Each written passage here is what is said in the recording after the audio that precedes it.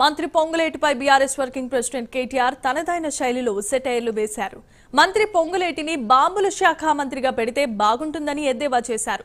ఏ బాంబులు పేలి ఏ కాంగ్రెస్ నేతలు ఎటుపోతారో చూద్దామన్నారు. అలాగే రాష్ట్రంలో ఏమి అభివృద్ధి చేశారని కాంగ్రెస్ నేతలు ఉత్సవాలు చేసుకుంటున్నారో చెప్పాలన్న కేటీఆర్ కాంగ్రెస్ పరిపాలన వైఫల్యాలపై బీఆర్ఎస్ ఆధ్వర్యంలో వారోత్సవాలు జరుపుతామన్నారు.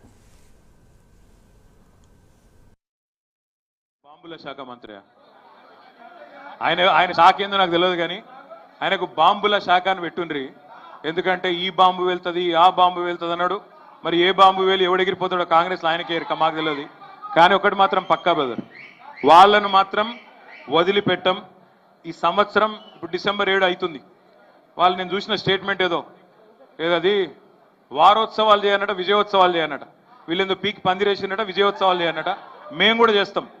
నవంబర్ 29 నాడు కేసీఆర్ గారు నిరాహార దీక్ష మొదలుపెట్టిన రోజు, ఆ తర్వాత డిసెంబర్ 7 నాడు కరెక్ట్గా ఈ సంవత్సరం 1 year అవుతుంది ఈ ప్రభుత్వం వచ్చి.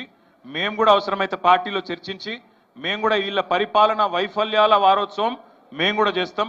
అది కూడా డిక్లేర్ చేస్తాం. ఏ శాఖలో ఏ వర్గాన్ని ఎంత మోసం చేసినరో మేము చెప్తాం. బాంబుల శాఖ మంత్రి ఆయన శాఖ ఏందో నాకు తెలియదు.